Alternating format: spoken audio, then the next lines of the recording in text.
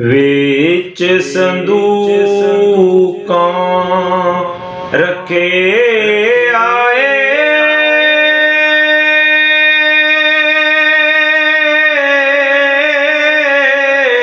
आसम ओशा मेरे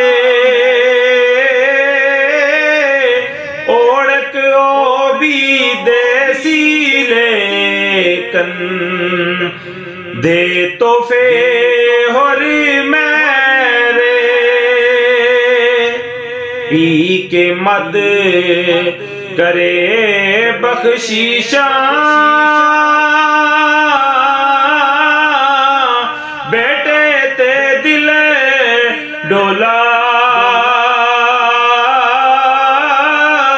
हर हर चीज अजायब उसनू देंदा जावे खुला। दिल विच कहंदा ओ सुलमानी, तोहफा बहुत उचेरा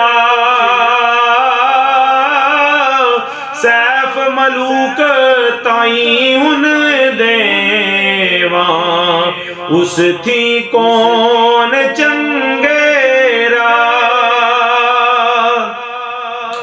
होया हुक्म खजान चियानो,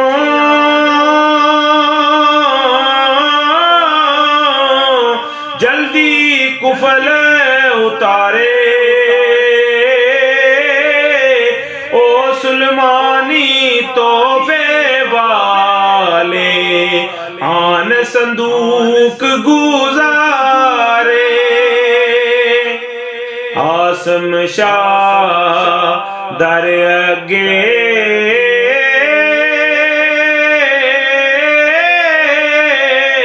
अपने चा संदूक खुलाया,